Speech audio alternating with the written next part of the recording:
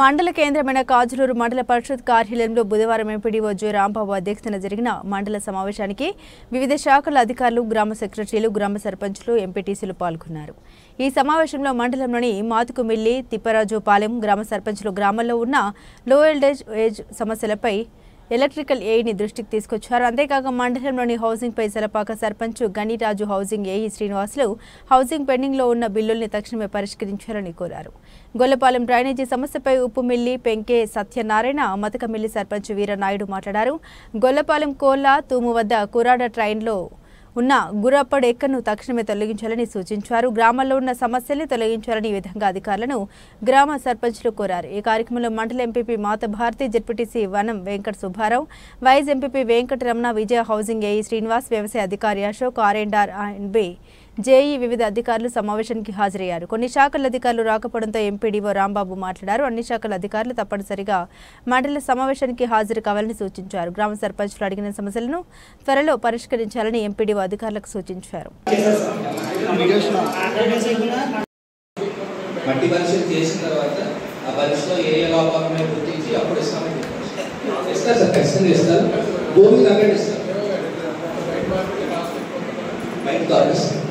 బయట ముడిచింది అంటే మన దావాలు నేను బయట తెచ్చేసానండి, మిమ్మల్ని అడిగాను కదండి. అది చేసినంతా కూడా సేమ్ బాగుందండి. అంటే 4 ఎకరాలు తెచ్చి మొత్తం జయించండి. అంతే కదా అంతా అది మాత్రం బాగా ఏర్పాటుగా భూమి బాగుందండి.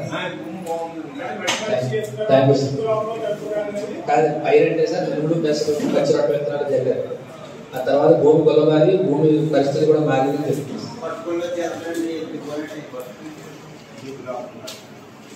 అది ఇస్తాం సార్. ఇంకైతే కొంచెం మాకు రిజల్ట్స్ వచ్చిన తర్వాత మండలానికి ఎంత కావాలో అంత ఇస్తాం. 5 రూపాయలు ఇస్తున్నారు సార్ మీకు సబ్సిడీ కేజీకి, అంటే బస్తాకి 150 రూపాయలు ఇస్తున్నారు సబ్సిడీ. మనకి అంటే మన మండలం చూసుకుంటే మనకి ఎప్పుడు కూడా విత్తనాల కోసం మన దగ్గరికి ఎవరు రావట్లేదు. సొంత విత్తనం కూడా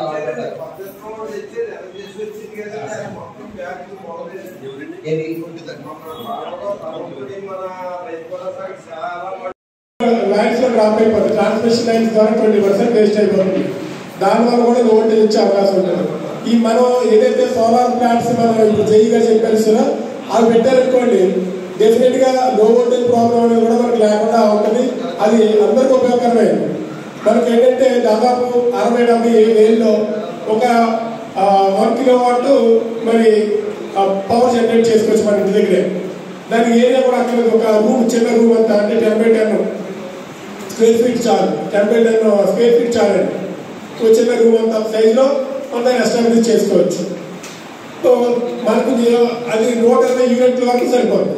120 యూనిట్ల వరకు ప్రాబ్లం లేకపోతే దాదాపు 120 యూనిట్లు అంటే ఒక 600 వస్తుంది బిల్లు. ఏ 600 రూపాయలు బిల్లు వస్తుంది.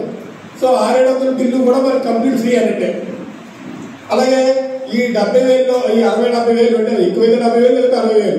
60,000లో 30,000 సబ్సిడీ, 30,000లో ఇంకో 30,000లో 24,000 బ్యాంక్ లోన్ ఇస్తుందండి. అందులో బెనిఫిషియరీ కాంట్రిబ్యూషన్ 10% ఉంటుంది. అది కూడా మనకి ఎస్హెచ్జి నుంచి లోన్ ఇప్పిస్తున్నాం. బెనిఫిషియరీ కాంట్రిబ్యూషన్ కూడా పెట్టుకోవడం లేకుండా ఎస్హెచ్జి నుంచి శ్రీనిధి లోన్ కూడా ఇప్పిస్తున్నాం. కాబట్టి ఇది చాలా బెనిఫిట్ అండి. మనకి లో వోల్టేజ్ ప్రాబ్లం ఉండదు. అలాగే మన పవర్ మనమే జనరేట్ చేసుకోవచ్చు.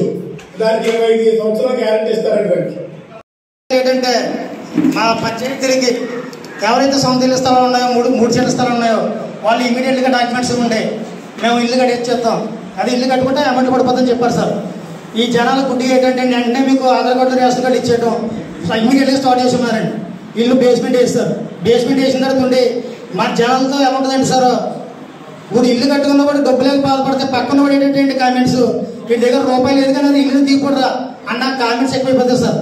ఆ బాధపడలేకండి జనాలు బేస్మెంట్ వరకు వేసాం కదా, దీన్ని ఏదో విధంగా రూపులోకి తీసుకెళ్ళేసండి.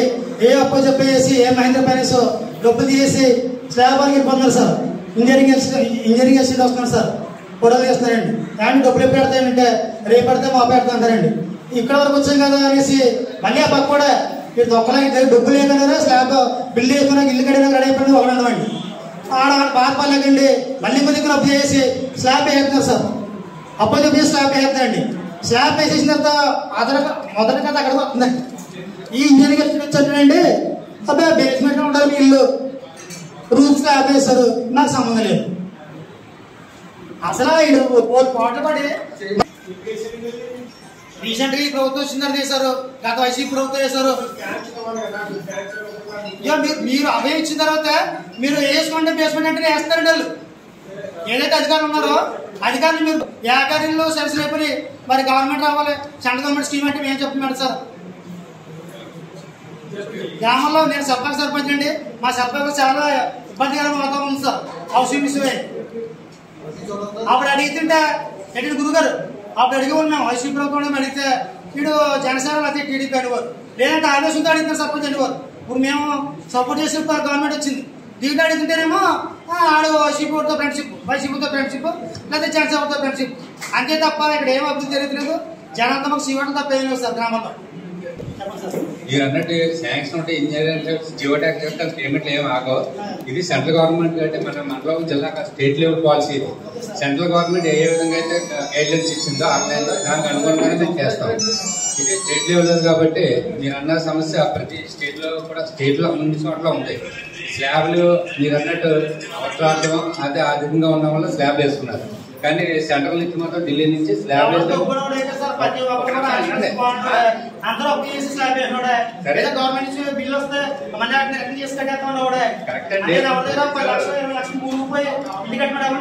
కొన్ని గైడ్ లైన్స్ ఇచ్చిన దాన్ని అనుకుంటున్నా మేము పనిచేస్తాం. ఇది స్టేట్ లెవెల్ కాబట్టి ఇది లాస్ట్ టైం ఒకసారి అలాగే చెప్పేది స్లాబ్ అయిపోతుంది. మీరు ఎప్పుడైతే అధికారులు కూడా తీసుకెళ్ళాలో అప్పుడు స్లాబ్ అయితే మేము ఏం చేయలేము సార్.